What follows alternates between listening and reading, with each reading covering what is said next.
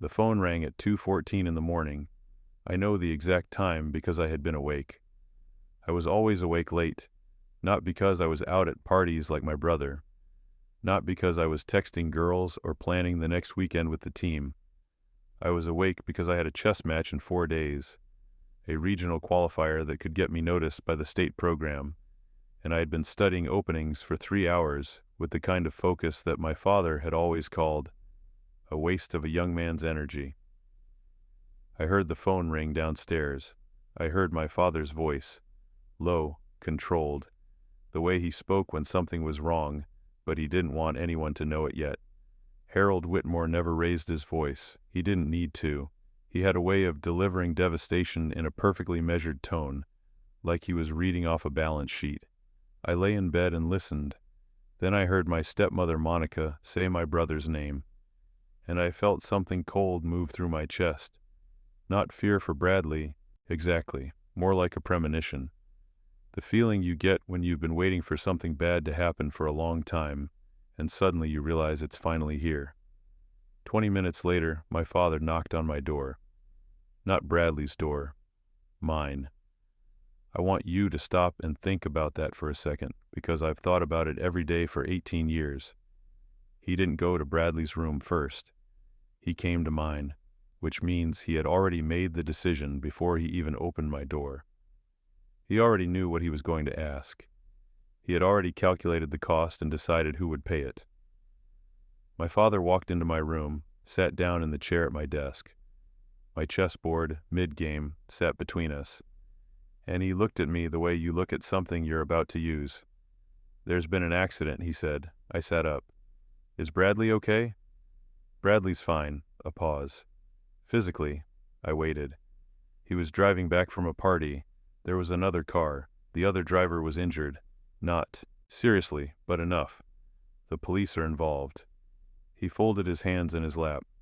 "Bradley had been drinking. His blood alcohol will show that. And he was driving my car without permission." He paused again, letting the weight of each fact settle. "If this becomes public, if his name is attached to this, it destroys everything. His scholarship, his future, the family reputation, the business relationships I have spent 30 years building." I stared at him. "What are you telling me?" My father looked at me with those flat gray eyes of his, the eyes that had always seemed to look through me rather than at me, and he said something I have never forgotten. "You're not on any team. You have no scholarship. You have no major athletic future. The chess program is not going to open doors the way a full athletic scholarship to a Division I university will open doors for your brother." He said it without cruelty.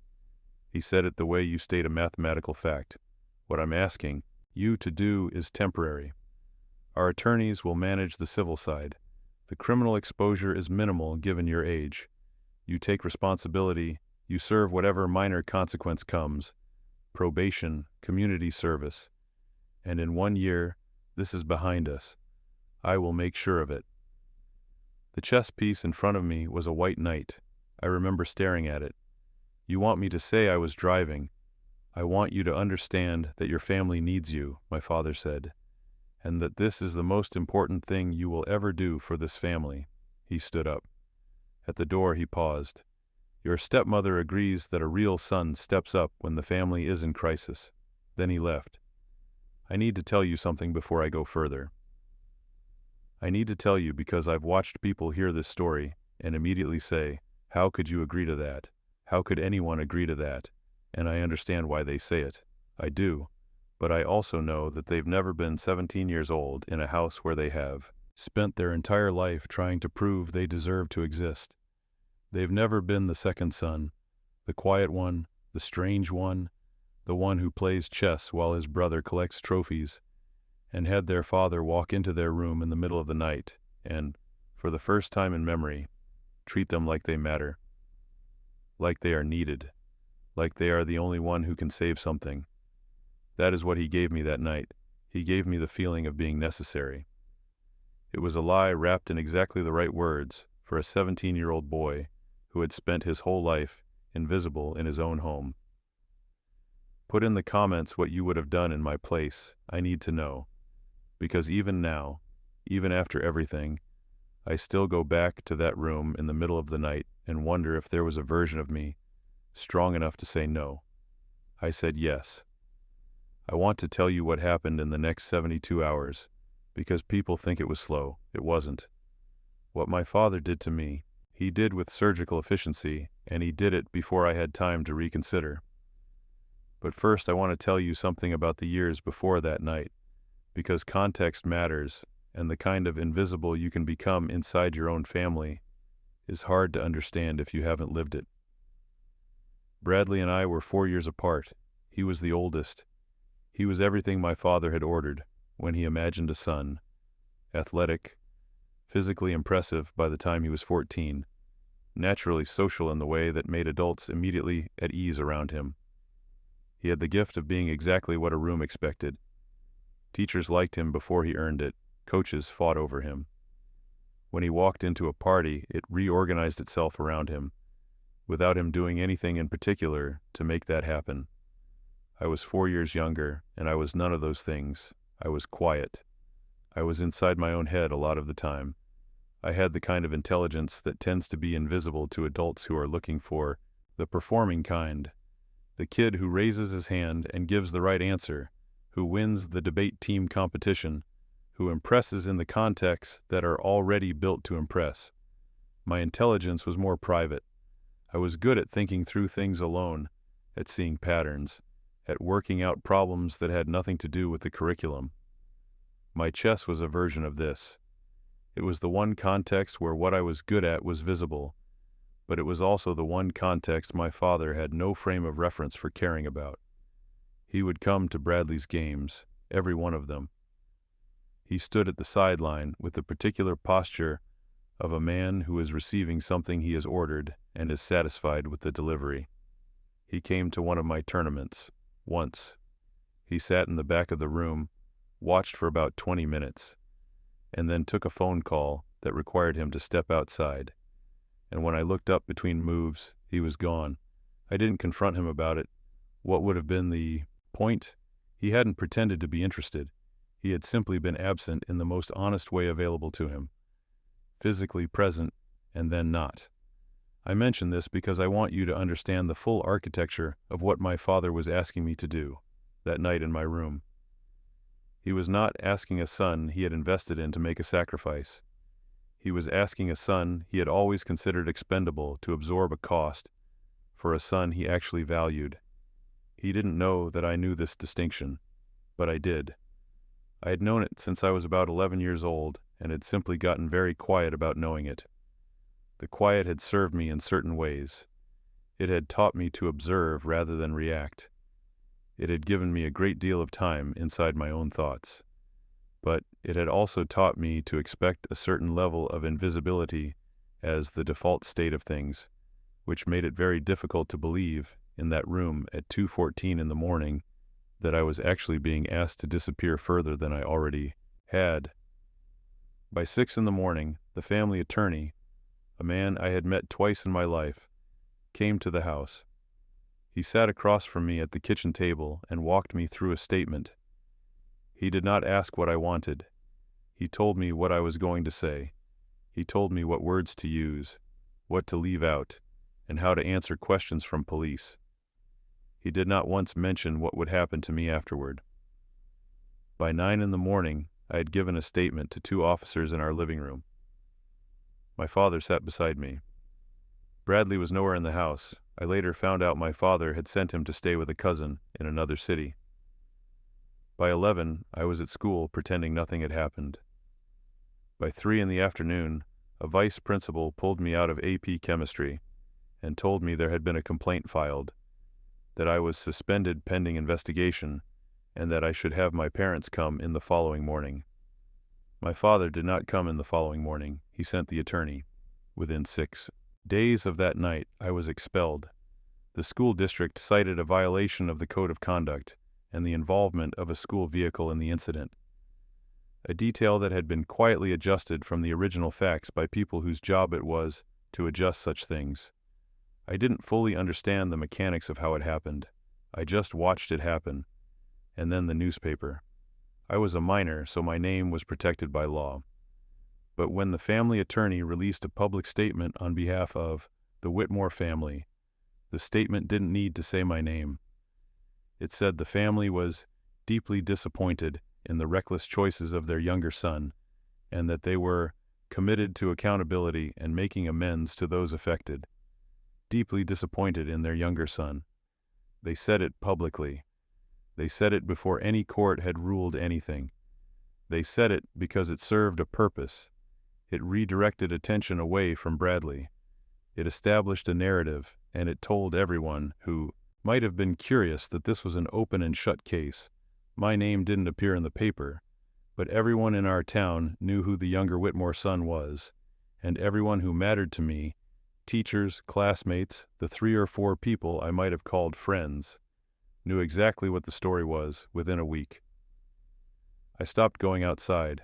I didn't know what to do with myself. My chess materials were in my room. I sat with them but couldn't focus.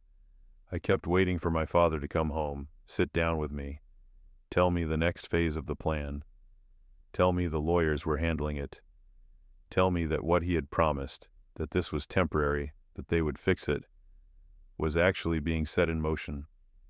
He didn't come. On the 9th day after my expulsion, I found a box outside my bedroom door. It contained my personal items from the family safe, a small amount of cash that my grandmother had left me before she died, a watch, a few documents. On top of the box was a sealed envelope. Inside the envelope was a letter from the family attorney. It informed me that effective immediately, I had been removed from Harold Whitmore's will and from any documentation identifying me as a dependent or beneficiary. It stated that given the circumstances, Mr. Whitmore had determined that I required an opportunity to develop independence and personal accountability. Arrangements had been made for me to stay, for a transitional period with a distant relative in another state. A car would come on Friday morning. There was no handwritten note, no phone call from my father, no goodbye from my stepmother. Bradley, as far as I knew, was still in another city collecting himself, untouched, ready to go back to his athletic career and his scholarship and his golden future. I sat on the floor of my room with that letter in my hands, and I understood, with a completeness that I had never felt before, exactly what I was to my family. I was a tool, and now the tool had served its purpose and been put away. The car came Friday.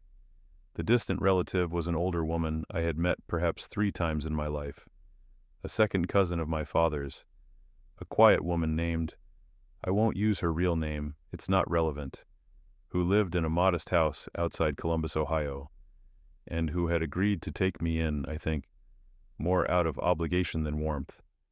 She wasn't cruel. She wasn't particularly kind either. She was simply there, and her house was simply available, and for 8 months that is where I lived. I got my GED during those 8 months. I took every practice test I could find, studied for 6 hours a day, and passed with scores high enough to qualify me for community college. The woman I was staying with worked at a bank. She said very little about my situation. One night she told me, without ceremony, that she had heard from my father's office that the legal situation had been resolved quietly, and that no further action would be taken against me. She said, the way someone reads a weather report. No further action, because there was no case. There had never been a real case. The family attorney had managed the civil claim through a private settlement, and without a criminal charge attached to me personally, the whole thing had dissolved like smoke. My father had told me it would be temporary. He had been technically correct. The legal exposure had lasted about 4 months. He just hadn't mentioned that the rest, the expulsion, the public statement, the removal from the will, the box outside my door, that part was permanent. I called his office once from a payphone. His assistant answered. I gave my name. There was a pause, and then the assistant said, Mr. Whitmore is unavailable. He asks that you not contact this number again. I stood in that payphone booth for about 2 minutes after hanging up. I looked at my reflection in the smudged metal panel above the receiver. I looked like someone who had just understood something they weren't sure they wanted to understand. I was 18 years old, legally an adult, with a GED, about $300 in cash, and no family. I want to tell you what I felt in that moment, but I'm not sure I can explain it to someone who hasn't been there. It wasn't the dramatic collapse you might imagine. It wasn't tears or screaming or any of that. It was quieter than that. It was more like a door closing. Like something in me, some soft, hopeful part that had still believed, even after everything, that this would be repaired, just closed itself off, locked. And I felt something much cooler and much harder settle in behind it. I walked back to the house, sat down at the kitchen table, and started applying to community colleges. Here is something nobody tells you about starting at the bottom. It is not dramatic. It is not a montage. It is not the part of the movie where inspiring music plays and you see a series of quick cuts. Studying late, working hard, gradually transforming. It is slow, it is unglamorous, it is full of days where nothing moves at all, where you are sitting in a classroom that smells like industrial cleaning fluid, trying to focus on an economics lecture, while the person next to you is texting, and the person in front of you is asleep, and you think, this is it. This is the beginning of your great comeback story.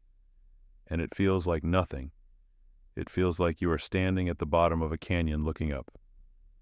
The first year of community college, I worked 26 hours a week at a shipping logistics company. I loaded pallets. I operated a forklift. I did inventory checks in a warehouse that was either freezing or broiling, depending on the season.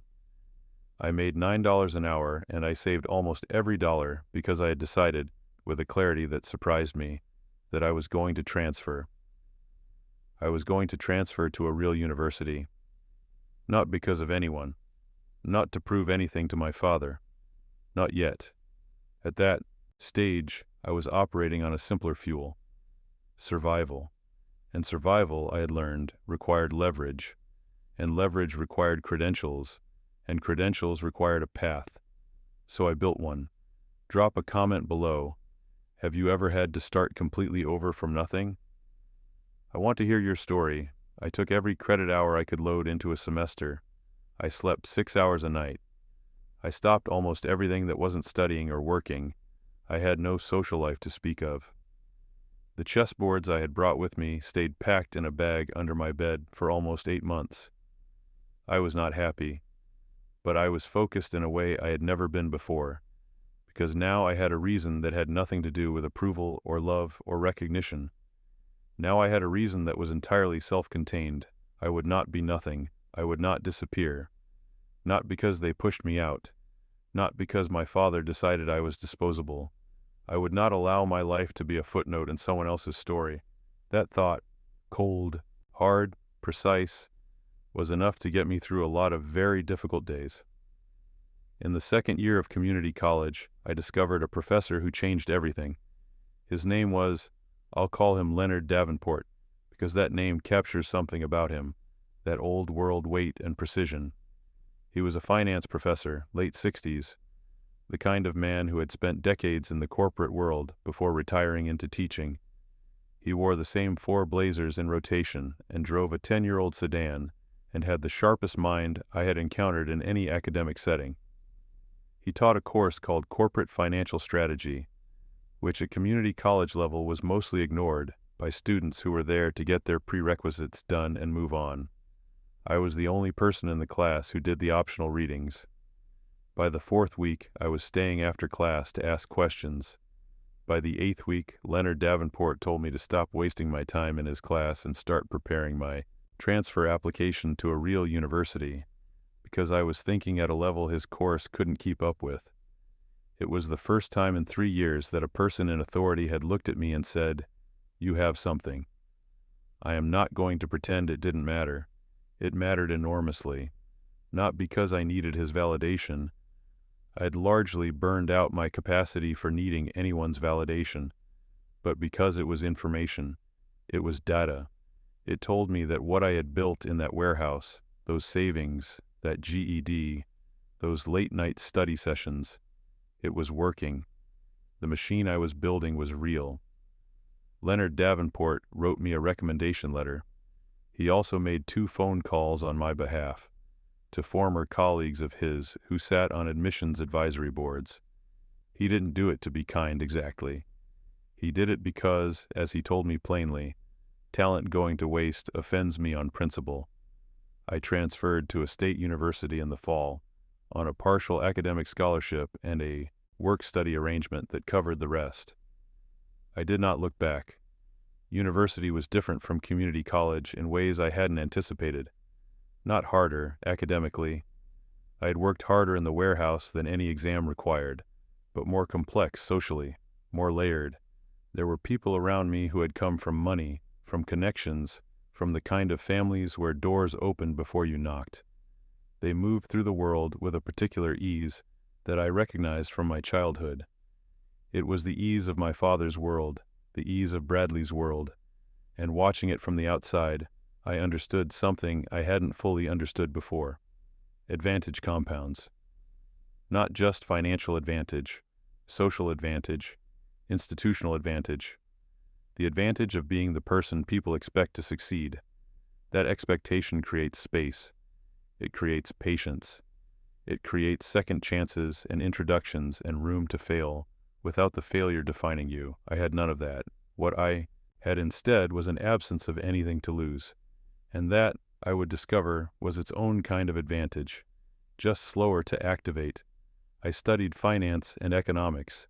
I specialized in distressed assets, corporate crisis management, the mechanics of what happens when companies fail. Not the emotional story, but the actual technical anatomy of collapse.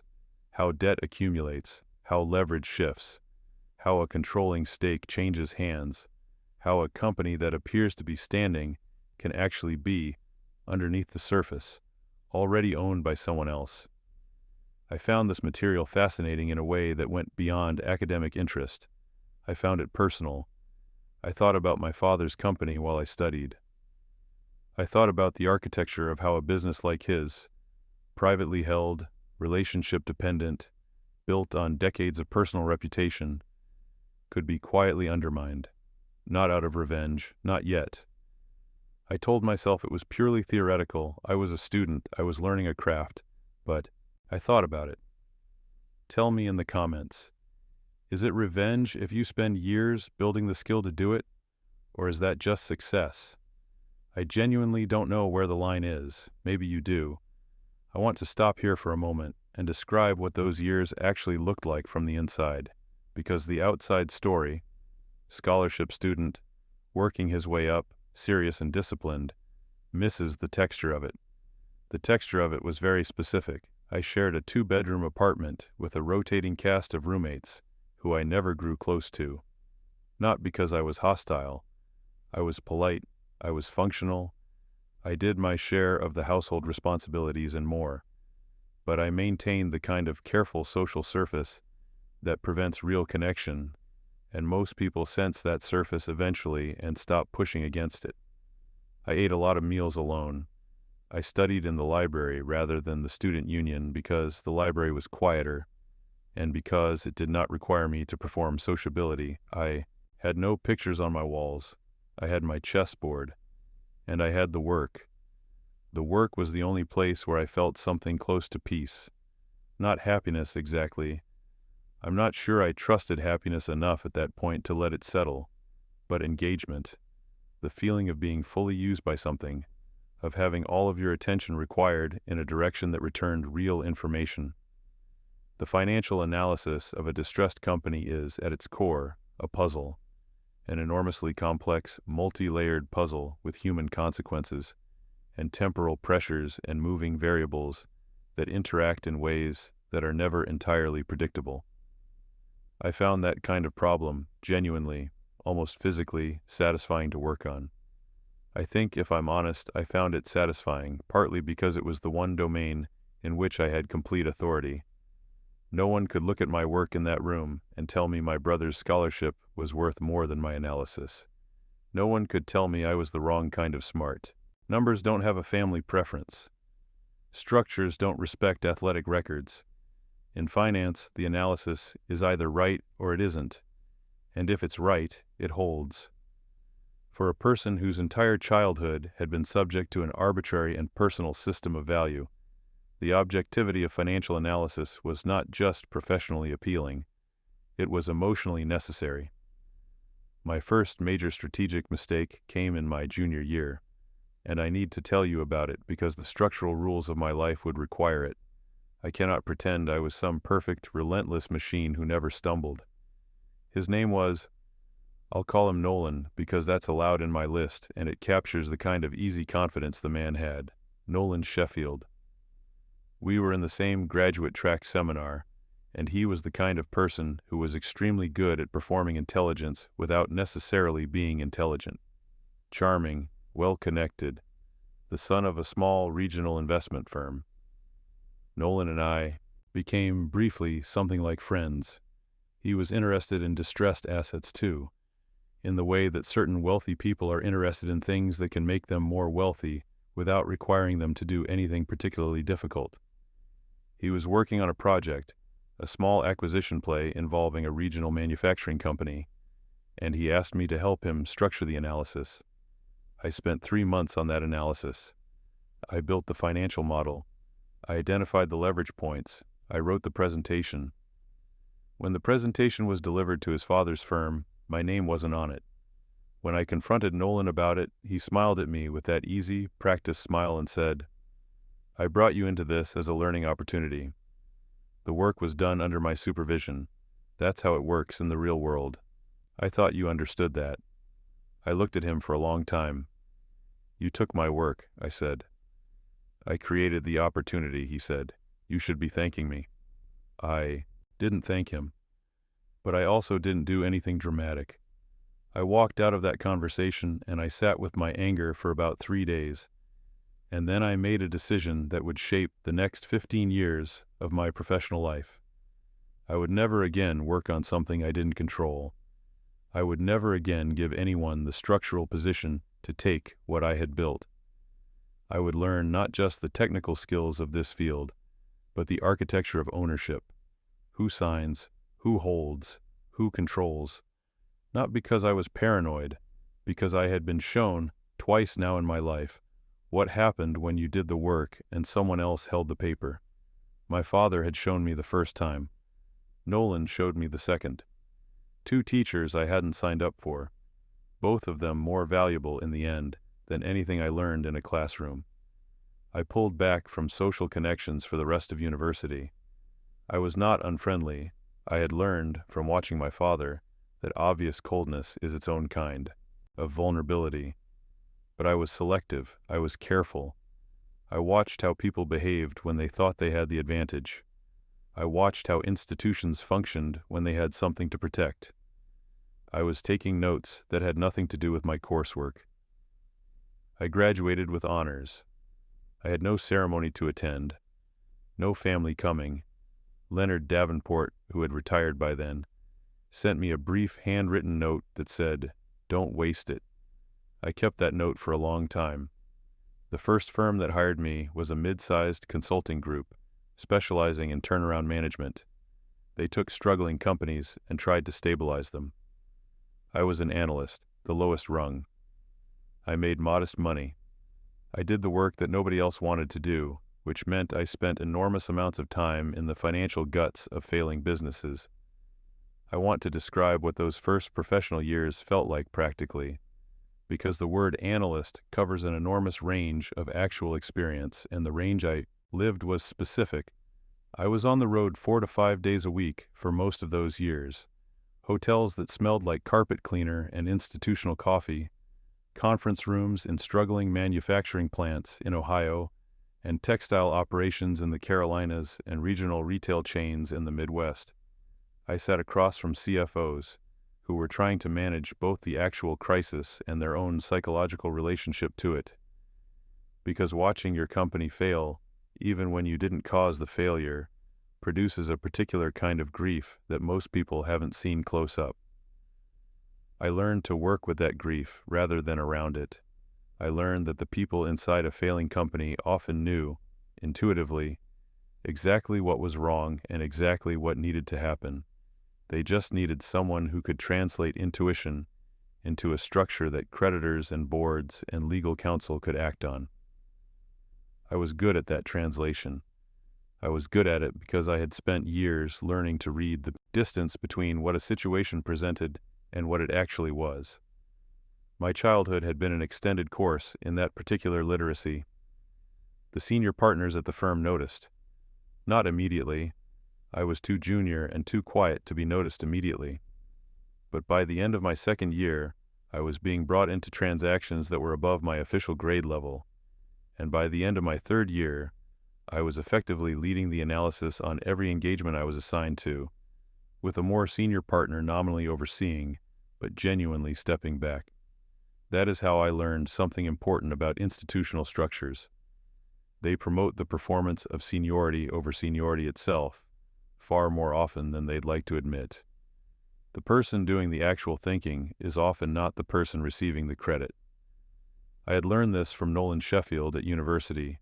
I was learning it again, in slower motion, in my professional life. The difference was that now I had enough institutional standing that I could push back.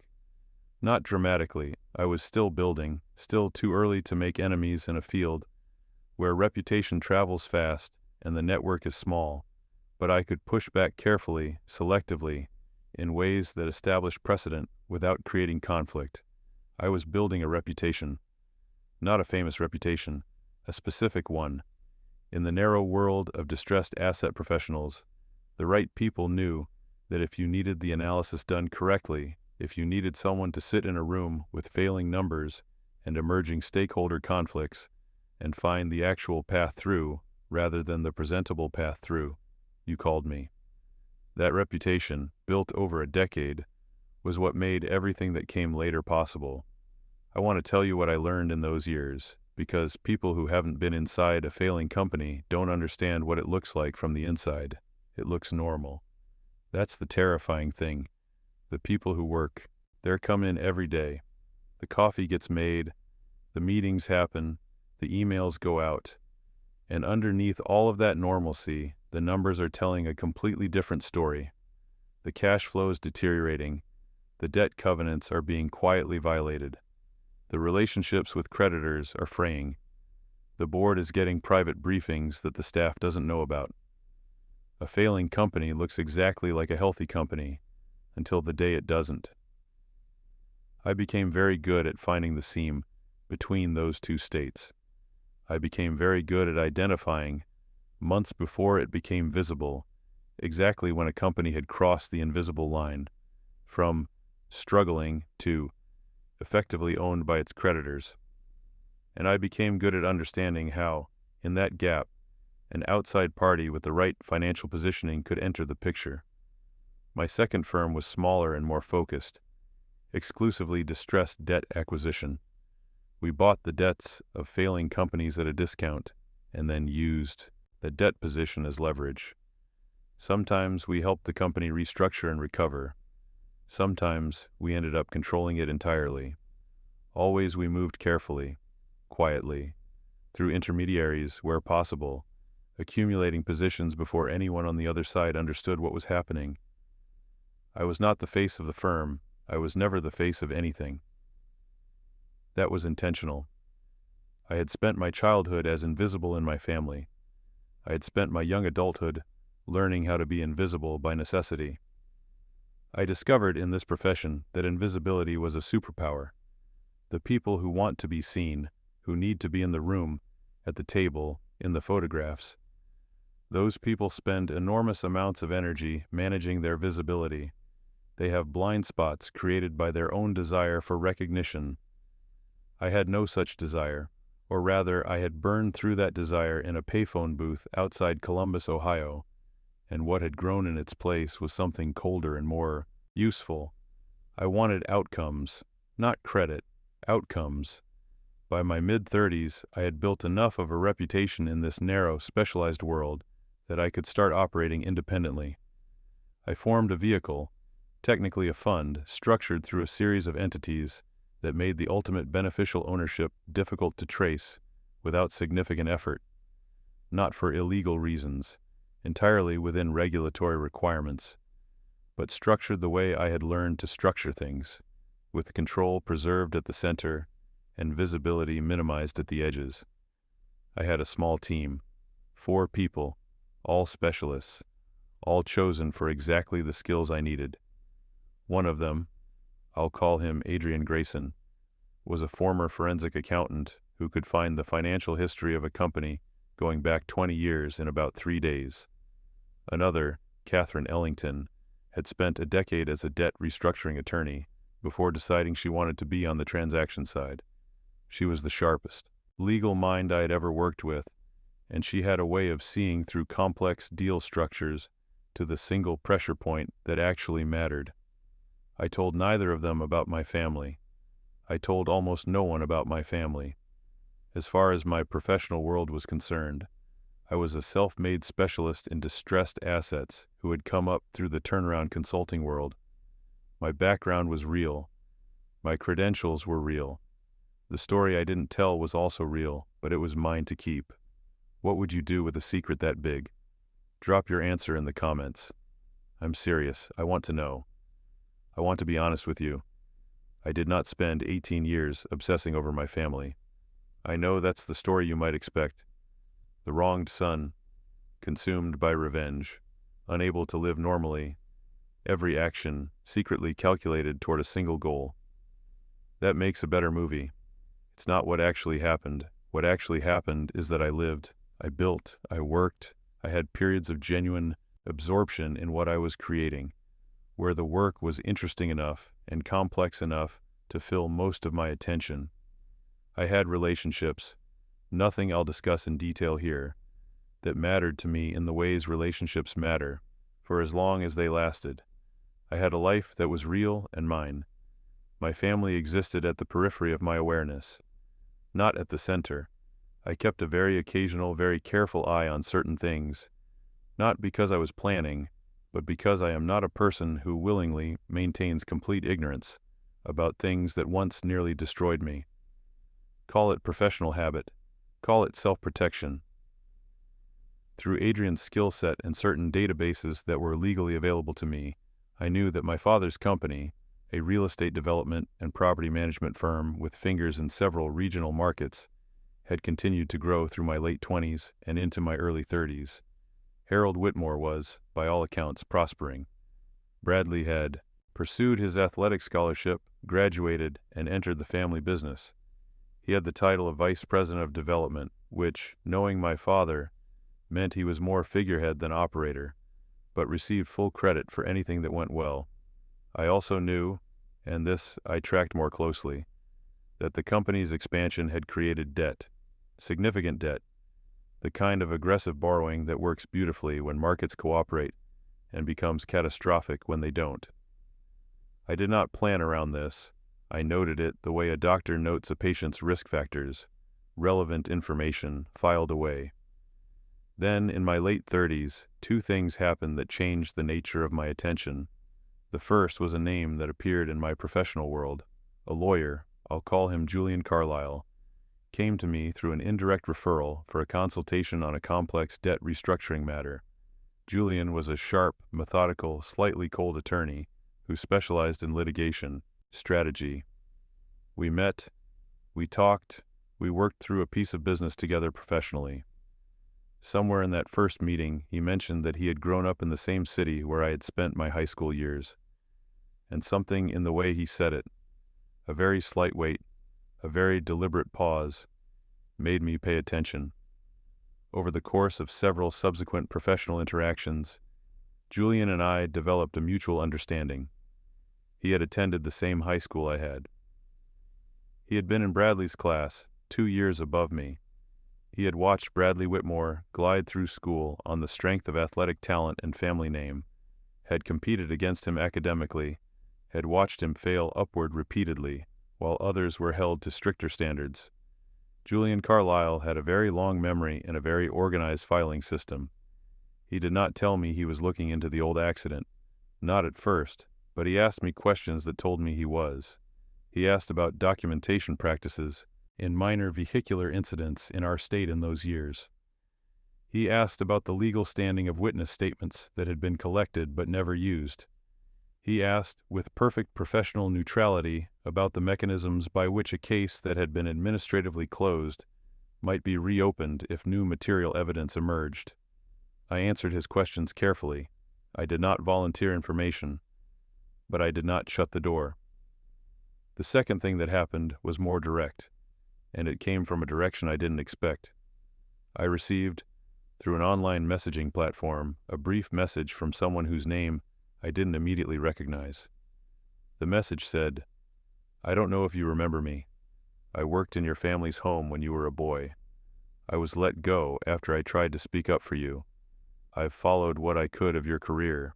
I think you should know what's happening with your father's business. If you're willing to talk, I'll explain." Her name in the message was Abigail. I sat with that message for 3 days before I responded. Abigail had worked as a housekeeper for my family from the time I was about 10 until I was 16. She was one of the few adults in that house who had treated me as a person rather than an inconvenience. Not with obvious sentimentality. She was too practical for that, but with basic human recognition. She would bring me tea when I was studying late. She remembered things, what books I was reading, what tournament I was preparing for, and she would ask about them with genuine interest. Small things, the kind of small things that feel enormous when you are a child who is otherwise essentially invisible in his own home. She had been let go. I hadn't known the details until now, because she had made the mistake of expressing privately to my stepmother, Monica, that she thought what the family was asking me to do was wrong, that a boy should not be made to carry consequences for his older brother, that it wasn't right. Monica had dismissed her the same week. Abigail had rebuilt her life over the years. She had family in the area. She worked as an office manager for a small property management company, and in what would have been, to anyone else, an unremarkable coincidence, that property management company did business with several firms that were, in turn, connected to my father's real estate network. She was not inside his world, but she was adjacent to it, and she heard things. What she told me in a series of messages and eventually a phone call was this: the Whitmore Company was in serious trouble. The aggressive expansion of the previous decade had been financed with variable rate debt that had become crushing as rates changed. 2 major development projects had stalled due to regulatory complications that my father had failed to anticipate. 3 institutional partners had quietly reduced their exposure, and 1 had withdrawn entirely. The banks that held the primary credit lines were getting nervous, and when banks get nervous, they start doing the things that banks do, calling loans, demanding updated valuations, inserting themselves into operational decisions. Bradley, who held his VP title and his corner office and his company car, had no idea how to manage any of this. He was, by all accounts, still operating as though the family name was sufficient security against any difficulty. He was charming at dinners. He was photographed at charity events. He gave quotes to local business publications about the company's exciting pipeline. The pipeline was a fiction. The company was bleeding. My father knew it. He was 71 years old, and for the first time in his life, he was losing control of something he had spent his life building. Abigail had other details too, the kind that come from proximity rather than official records. She told me about the dinners where my father's posture had changed in the last year, where the old commanding certainty had been replaced by something more careful, more managed. She told me that Bradley's wife, a woman who had married into the family's prosperity and was finding the transition difficult, had begun quietly exploring her own options. She told me about the staff reductions, the gradual pulling back of the lifestyle that had been the visible surface of the family's success, the cars that hadn't been replaced, the property in Florida that had been quietly listed. These were the details that official financial documents wouldn't show, the human texture of a collapse in progress. I listened to everything Abigail told me. I asked careful questions. I thanked her. And then I closed the phone call and sat very quietly in my office for a long time. Then I called Adrian. I have a research project, I said. Family matter. I need complete financial opacity on our end. Nothing connects back directly. Adrian knew better than to ask questions. How deep, he said. Everything, I said. 30 years of corporate structure. Every debt, every partner, every lien, every guarantee. I want to know the shape of the whole thing. What Adrian found over the following 6 weeks was a picture that I had, in my more clinical moments, anticipated. But seeing it fully rendered, the complete anatomy of my father's deteriorating financial position was something different from anticipating it abstractly. The Whitmore Group, as it was formerly known, had been built over 30 years through a combination of genuine entrepreneurial skill, strategic relationships, and what I recognized, from my professional experience, as a particular kind of overconfidence that affects successful people at a certain stage. The overconfidence of someone who has won consistently enough that they begin to mistake their success for invulnerability. My father had borrowed against future projects to fund current operations. He had personally guaranteed several institutional loans, which meant his personal assets were tied to the company's performance. He had structured the ownership in a way that was efficient when everything was expanding, but brittle when things began to contract. The kind of structure that works as long as you're always growing and begins to unravel the moment growth reverses. The total debt picture was significant, not catastrophic by the standards of major corporate finance, but for a privately held family company with limited external equity, it was an existential problem. The company needed either a major capital injection or a restructuring of its debt obligations. And to restructure the debt, they needed creditor cooperation. And creditors were only going to cooperate if there was a plan that credibly preserved value. They needed someone to believe in the company enough to provide that lifeline, or they needed someone with the right debt position to make the restructuring happen, whether the creditors wanted it to or not. I spent 2 weeks thinking about this, not the mechanics. I knew the mechanics better than almost anyone in my field.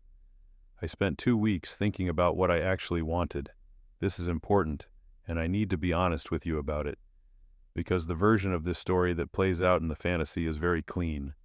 The wronged son, the perfectly calibrated revenge, the final confrontation in which justice is served with elegance and precision. The real version is messier than that. I wanted accountability, not destruction. The distinction matters. Destruction, simply buying up debt and forcing a liquidation that would wipe out the company and everything my father had spent his life building. That was within my technical capability. I could have done it. It would have been financially straightforward. But it would have also been empty. Because what I actually wanted was not for the thing to disappear.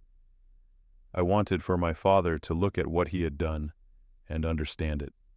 I wanted the moment of recognition, the moment where a man who had decided I was worthless looked at me and understood, in full, what his decision had cost him. Liquidation doesn't give you that moment. Liquidation just leaves wreckage. What I designed instead was something more precise. I want to ask you something here, and I genuinely want you to answer in the comments. If someone does something terrible to you, and you get the chance to respond, do you want them destroyed, or do you want them to understand what they did? Because I've spent years thinking about this, and I'm still not sure I have the answer. The fund I operated began, quietly, to purchase positions in the Whitmore Group's debt, not directly, through a series of intermediary entities that were entirely legal but genuinely difficult to trace. One position from a regional bank that had grown tired of the exposure and was happy to sell at a discount. Another from a private lender who had extended credit to a specific project and wanted out before the situation deteriorated further. A third from an institutional creditor who had run their own analysis and concluded the situation was unlikely to resolve favorably. Each transaction was routine. Each transaction was at a discount that reflected the credit risk. Each transaction, individually, was the kind of thing that happens every day in distressed debt markets. Collectively, they added up to something that had never happened to Harold Whitmore in 30 years of business. Someone was quietly accumulating control of his financial position. He didn't know. His advisors didn't know. The banks he was still negotiating with were aware only of their own positions and their own interests. The picture I was assembling existed nowhere, except in my fund's internal records and in the organized mind of Adrian Grayson. Catherine Ellington was simultaneously building a different kind of architecture.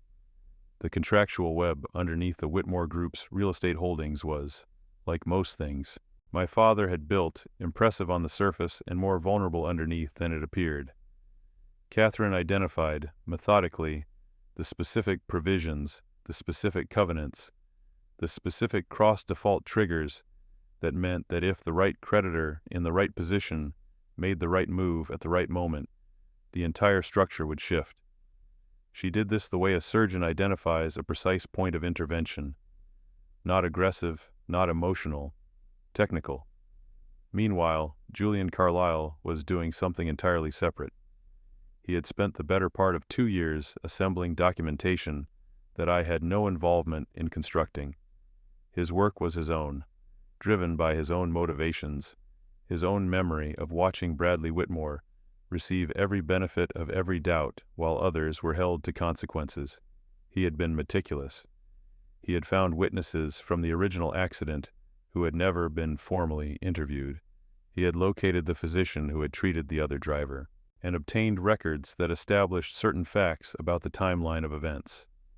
He had found, through a combination of public record research and private investigative work that he was fully licensed to conduct, a series of contradictions between the account my father's attorney had placed on record and what the actual physical evidence suggested. He had, in other words, built a case, not necessarily one that would succeed in a criminal prosecution after this many years. Statutes of limitations, evidentiary challenges, the difficulty of proving intent decades after the fact. He was realistic about those limitations, but a case that, if introduced as part of a civil proceeding, would create an entirely different kind of consequence. The kind of consequence that lives in newspapers, in community memories, in the kind of story that gets attached to a name permanently and cannot be removed. The 3 threads, financial, contractual, documentary, were separate. They didn't connect publicly. They were being woven in parallel by 3 different people with 3 different motivations, and they were going to arrive at the same point at the same time. I had not orchestrated all of it. I had not designed Julian's case. I had simply not closed the door when he had opened it. I had not placed Abigail in proximity to my father's network. That had been circumstance or fate, or whatever word you prefer for coincidences that turn out to be structurally important.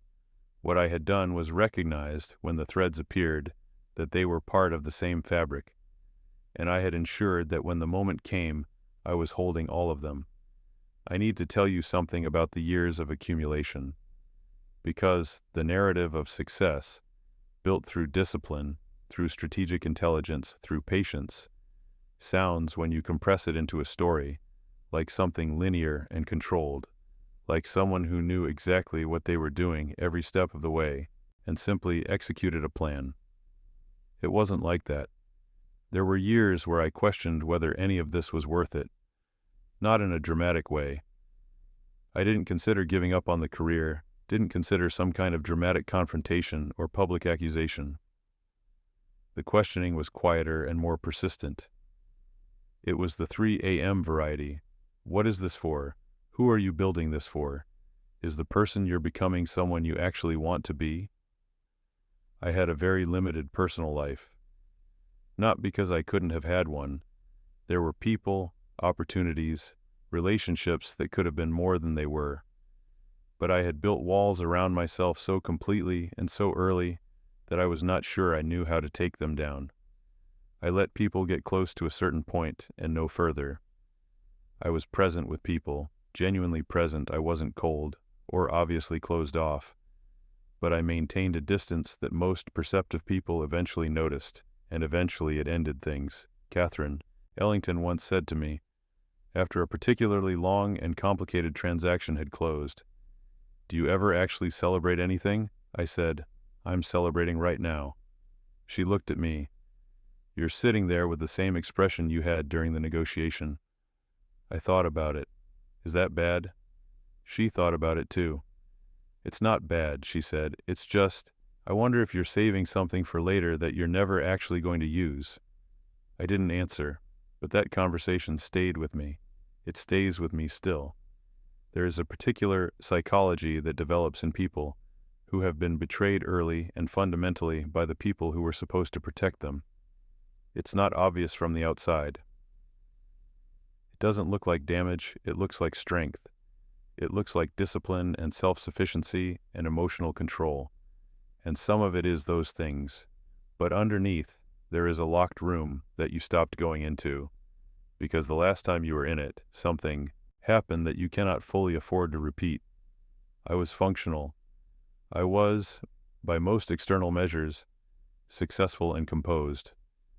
But Catherine was asking about something underneath the functionality, and she wasn't wrong to ask. If you've ever built walls so high that you started forgetting what you were protecting, drop a comment. I don't think I'm the only one. There was a period, 2 years roughly, in my late 30s, where I considered simply not completing the plan. By that point, I had the debt positions, Julian had his documentation, Abigail was maintaining her quiet proximity. Everything was in place. I could have activated it at any time. I sat on it. Partly because the timing wasn't perfect. There were market conditions that needed to align, and patience in distressed debt is a virtue that cannot be rushed. But partly because I was genuinely asking myself whether the moment of confrontation I had been building toward was actually going to give me what I thought it would. My father was an old man. Bradley was in his 40s, carrying a lifestyle that had, by all accounts, not been examined or questioned for a single moment since the night of the accident. The empire they had built together on the foundation of my sacrifice was slowly deteriorating. Did I need to be the one who brought it down, or would it simply collapse on its own? I think what made me move forward ultimately was not anger. It was something more like the need for completion, not completion of a revenge fantasy, completion of a story. My story had a missing chapter, the chapter where what happened was acknowledged by the people who had made it happen. I needed that chapter to exist, even if it cost me something to write it. The meeting was arranged through an intermediary. My fund's representative, a managing director whose face and name were attached to the fund for exactly these purposes, reached out to the Whitmore Group's remaining advisors with a proposition. The fund had analyzed the company's position and believed there was a viable restructuring path. The fund was willing to discuss terms for a substantial capital injection in exchange for controlling equity. For a company in the Whitmore Group's position, this was not just an attractive offer. It was the only offer. I know because I had made sure it was the only offer. Over the preceding year, through careful work that was entirely within legal bounds, I had ensured that the other potential sources of capital that my father might have approached were unavailable. Not because I had blocked them, because I had been paying enough attention to know when each of those relationships had soured on their own, and I had positioned accordingly. My father's advisors responded quickly. They wanted to meet. The meeting was set for the mansion. I had not seen that house in 18 years. I knew it still existed, knew in fact, that it had been maintained at considerable expense, even as the company's financial situation deteriorated, because Harold Whitmore was not the kind of man who shows weakness in his surroundings, even when the weakness is real. I drove there myself. I parked 2 blocks away and walked. I wanted to see it from the outside first, this house that had been the whole world of my childhood, the house I had left in a car on a Friday morning with a box of my belongings and a letter from an attorney. It looked smaller than I remembered. Not literally smaller. The architecture was the same, the grounds were the same, but the weight it had held in my imagination for 18 years, the way it had loomed in my memory as something enormous and permanent and untouchable. In person, it was just a house, an expensive house, somewhat in need of attention, on a street that had been nicer when my father bought it. I noticed the things that needed maintenance: the iron gate with a hinge that wasn't sitting right, the garden that had lost the meticulous precision I remembered from childhood, a section of the stone walkway where the mortar had begun to give. Not dramatic deterioration, the kind of gradual inattention that happens when a household's financial anxiety begins to absorb the energy that used to go into presentation. The house was performing prosperity, the way my father had always performed certainty. From 10 feet away, it held up. From closer, you could see the effort it was taking. I understood that feeling. I stood there for perhaps 3 minutes. Then I walked to the front door. Catherine was behind me, carrying the folder. Julian was inside.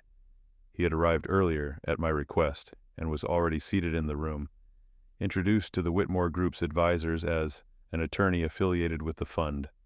No other description. Adrian was on a call, available instantly if needed. I rang the bell. A housekeeper opened the door. Not Abigail, a different woman. She showed me through a foyer that I knew by memory and into a formal sitting room that had been set up for the meeting, with the kind of careful staging that indicated someone understood the gravity of what was being discussed. My father's advisors were there. 2 of them, a corporate attorney who looked like he'd had about 4 hours of sleep, and a financial consultant whose expression had the controlled neutrality of someone paid to look confident, regardless of circumstances. Bradley was there, sitting to one side, in a suit that fit well, and a posture that was performing more authority than it contained. He looked older than I'd expected. The athletic grace of his youth had settled into something heavier, and there was something around his eyes, some quality of a man who has been coasting for long enough that the coast is starting to feel permanent and slightly terrifying. And my father, Harold Whitmore, was 71 years old, and he looked like a man who had been trying very hard not to look like what he actually was, which was a man who was exhausted and afraid. His hair was fully gray now. His posture was still deliberate, still controlled. Some things don't leave a man, even when everything else is changing. But the flatness of his eyes, which I remembered as a quality of cold authority, now looked more like the flatness of depletion. He looked at the person who walked through the door, and his expression went through several stages very quickly. First, polite professional attention, the face of a man receiving a business meeting, then a flicker of something, a pause that wasn't in the script, then recognition. I watched it happen. I had wondered, in the years of building toward this, whether I would feel something dramatic in that moment, something cinematic. What I actually felt was much quieter than I expected, something that was almost calm. I sat down across from him. "Hello," I said. My father said nothing for a moment. The advisors on his side looked between us, uncertain. "You should know," I said, "that the fund I represent holds approximately 63% of the Whitmore Group's outstanding debt obligations. Catherine, can you set out the documentation?" Catherine placed the folder on the table. "The terms I'm prepared to offer are straightforward.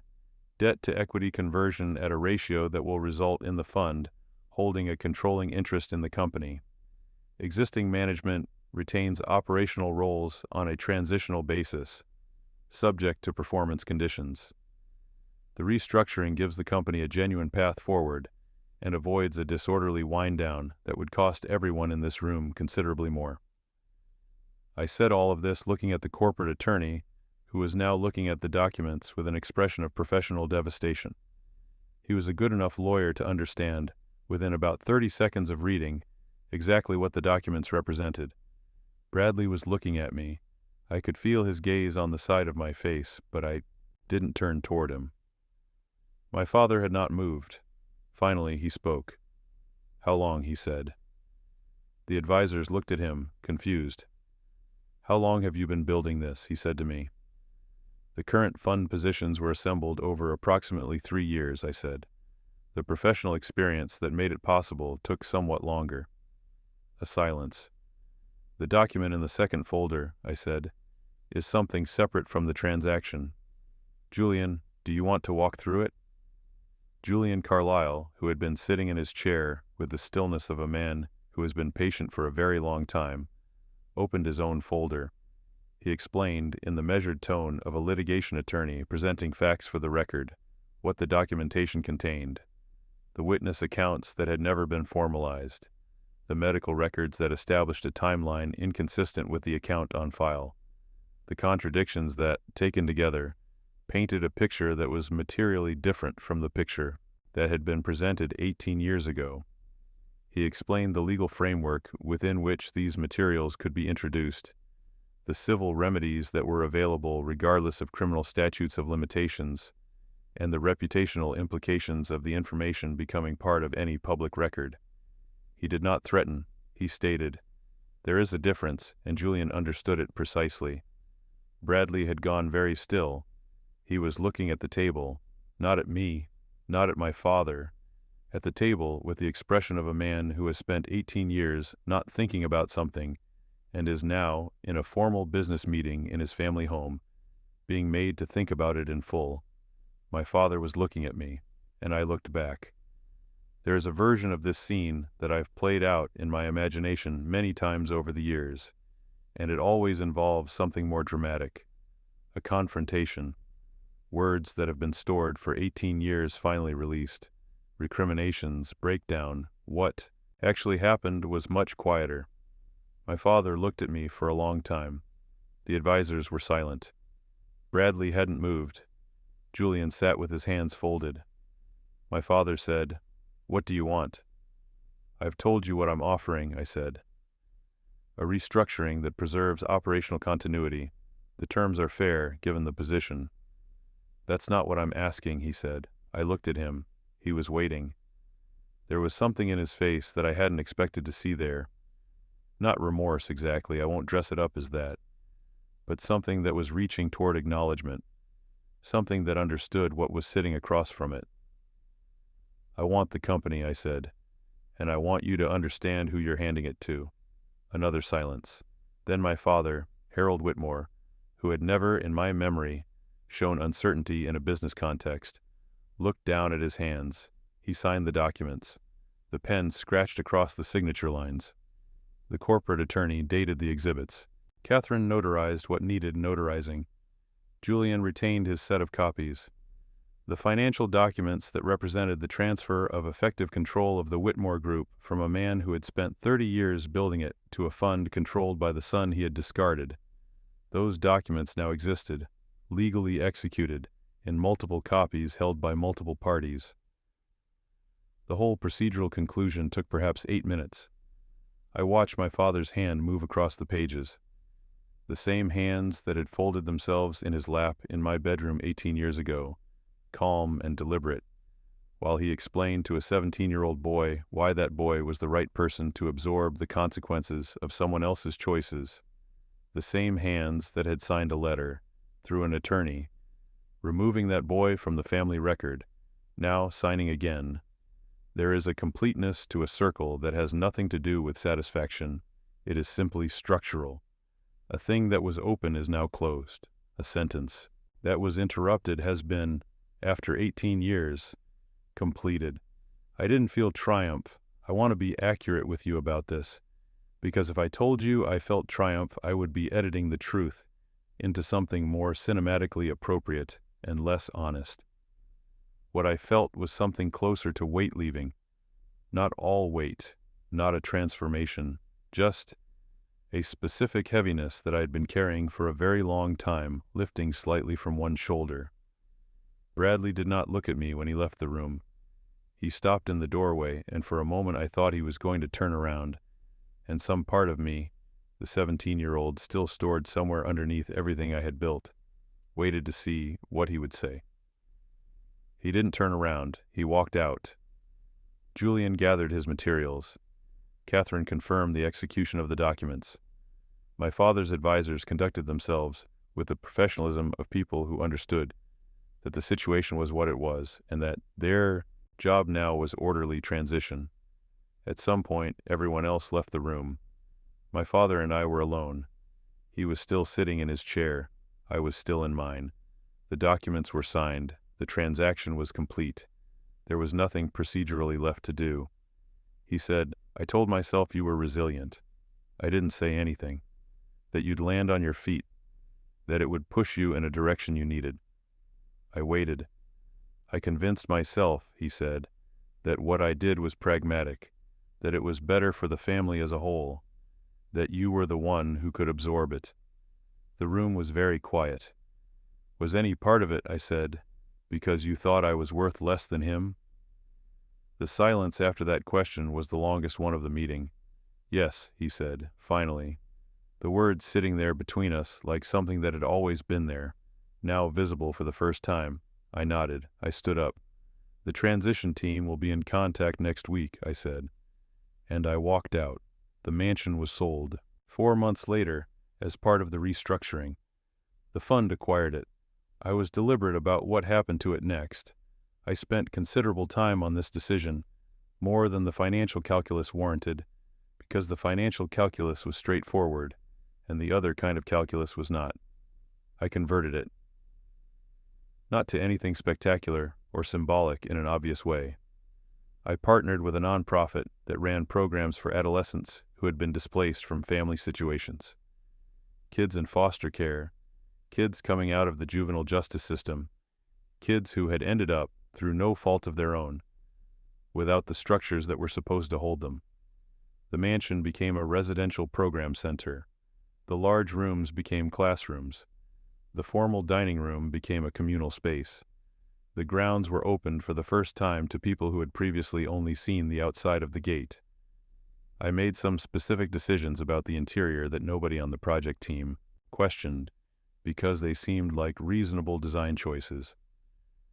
I had the door to what had been my father's private study, a room I had been invited into perhaps 4 times in my childhood, always as a supplicant, always to receive some verdict on my adequacy, converted into a common reading room, open shelves, comfortable chairs, the kind of room designed to say to whoever enters, "You belong here. There is no invitation required. This space is yours." I had the room that had been my bedroom, identified on the architectural plans by its location on the 2nd floor, turned into a tutoring space, small tables, good lighting, quiet. I funded the operational endowment directly from the fund's proceeds of the overall transaction. Not a major sacrifice. The transaction had been financially sound on its own terms, but the endowment ensured the program was self-sustaining for at least 2 decades without depending on annual fundraising campaigns. I was not involved publicly. My name was not on the building. The program was named for the nonprofit's existing identity. People who came through those doors would not know its history. They would just find a place that had space and resources, and people willing to work with them. I thought about a 17-year-old sitting in a room with a chessboard, being told he was worth less than his brother. I thought about the box outside the door. I thought about the payphone booth, and I thought, this is the only version of justice that makes any permanent sense. Not the version where someone suffers proportionally to what they made you suffer. The version where the thing they used to diminish you becomes the thing that serves the people who come after you. The version where the story doesn't end with you, where the damage stops here with you, and what goes forward is something different. Abigail called me the week the center opened. She had heard about it, not from me, from someone in the community who had covered the nonprofit's expansion in a local newsletter. She put the pieces together, the way perceptive people do. She said, "Did you build that?" I said, "The nonprofit built it." She was quiet for a moment. "You know what I mean." "I know. I always told your father," she said, "that you were the one who would do something real. He never listened." "He wasn't built to listen to that kind of information," I said. "No," she said, "he wasn't." Bradley called me 6 months after the meeting. I knew he would. I had made no effort to anticipate what he would say because it didn't particularly matter. I let the call go to voicemail. He left a message that lasted about 4 minutes and covered, in order, a statement that things had gotten out of hand, an implication that he hadn't fully understood what was happening that night of the accident, which was not true, a suggestion that the family had been under enormous pressure, which was partially true but irrelevant, and finally a request, careful, controlled, the request of someone who knows they don't have leverage, to talk. I did not call back. He called twice more over the following 3 months. I did not call back those times either. I did not block the number. I could have. I just didn't feel the need. He could call. The calls could go unanswered. That was a complete sentence. My stepmother Monica sent a handwritten letter. I was, briefly, impressed by the tactical choice of medium, expressing that she had always cared about me and that family was complicated, and that she hoped I would find it in myself to consider reconnection. I read the letter once. I put it in a drawer. I did not respond. There was nothing left in me that wanted to explain why. What would you do if someone who had participated in destroying your life reached out years later? Would you take the call? Would you meet them? Drop your answer in the comments. I've read every possible argument and I still think about it. My father did not call. I don't know if that was pride or exhaustion or something else. He was in his early 70s, living in a much smaller house now, the company gone, the legacy dismantled. His oldest son was still present in his life, as far as I knew. Bradley had not suffered the kind of complete rupture from the family that I had experienced, because the family, by this point, no longer had the resources to make anyone suffer in an organized way. They were just people now. People who had done what they had done, and were living in the ordinary aftermath of their choices. I had heard, through the kind of ambient information that reaches you when you've maintained enough awareness of a situation, that my father had not been in good health. I received this information. I did not act on it. I did not reach out. I did not send anything. I do not know exactly what I would have said. I thought about it sometimes.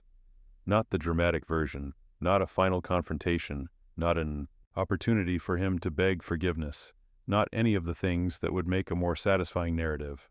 Just a thought about a man sitting alone in a smaller house than the one he'd built his identity around, at the end of a life that had been shaped by certain choices, and whether, in that quiet, he understood the full weight of what one of those choices had cost. I hope he did. I don't know if that's mercy or not. I'm not sure it matters. Here is the thing nobody tells you about winning. It does not feel the way you imagined it would feel when you were in the bottom of it, when you were in the warehouse at $9 an hour, or in the payphone booth, or in the room with the box outside the door. When you are in those moments, you construct a future version of yourself that will feel, upon finally achieving the reversal, something complete, something resolved, some alchemical transformation of all the pain and work and patience into a final experience of fullness. That version of yourself is a story you tell to survive. It is not a prophecy. What actually happens when the moment comes is that you are still yourself. The experience registers, it lands, it is real. The moment across the table from my father was real. His recognition was real. The silence after his answer was real. The signed documents were real, and then you walk out of the room, and you get in your car, and you drive away, and you are still you, the same person who walked in, the same person who has spent 18 years becoming someone that could survive the injustice of the beginning. The reversal does not undo the beginning. It never could. What it does, what it actually does, if you are honest with yourself, is close a door. It makes the story complete rather than interrupted. It removes the open ending that was eating at the narrative. But the cost of building toward it, the years and the walls and the discipline and the closed-off rooms inside you, those don't dissolve just because the moment has passed. I spent a month after the transaction in what I can only describe as a strange flatness. Not depression. I've known people who have experienced clinical depression, and I don't want to misname what I had. More like the particular stillness that settles when the thing you have been moving toward for a very long time is no longer in front of you. The absence of a destination I had been navigating by, even when I told myself I wasn't navigating by it. I worked through it, because work is what I know. I took on a new transaction, a distressed hotel chain in the mid-Atlantic, genuinely interesting restructuring problem. And I put my attention into it the way I had always put my attention into work when other things were difficult. But something had shifted, and I'm not sure I've finished understanding what. I'm a different person than the person I would have been. Not worse necessarily, not better, just different, shaped by absence and pressure in ways that cannot be undone. I see the world through a lens that was ground during years of being underestimated and discarded, and that lens is accurate. I trust it, I have tested it, it has served me. But it also means that I see certain things too clearly, too early, and that clarity has a cost in softness that I'm not sure I've fully calculated yet. I think about the children who come through the center now. I think about what they're carrying when they walk in, what the adults in their lives have already given them to carry before they even understood they had a choice. I think about the particular arithmetic of betrayal by the people who were supposed to protect you, how it teaches you lessons that are genuinely useful and also teaches you things that will take a very long time to unlearn. I don't tell this to you for sympathy. I don't tell it to undermine the account of what I built. I built what I built. The center is real. The transaction was real. The moment in the room was real. I tell it because there is a version of this story that ends with the protagonist transformed into something fully resolved and complete, and that version is a lie. The real version ends with a person who is largely functional, moderately content, professionally accomplished, and privately aware that certain things cannot be recovered once they have been taken. The chessboards, by the way, I still have them. I still play. Not competitively, alone sometimes, against software that I can set to whatever level I need it to be. There's something about the game I never lost. The patience of it. The way it requires you to think not just one move ahead, but across an entire landscape of possible futures, understanding which position is actually strong and which is only performing strength. I learned to play in a house where I was the boy nobody was watching. I played against myself while my brother collected trophies. I played against myself in a small room in Columbus, Ohio, with $300 and a GED, and 18 years later, I sat across from my father, and I played the game I had spent my whole life learning, and I played it correctly. Some nights I sit at the board, and I set up the position from the game I was studying the night the phone rang at 2:14 in the morning.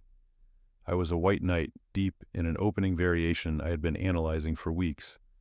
I move the pieces forward from that position, try different lines, see where they lead.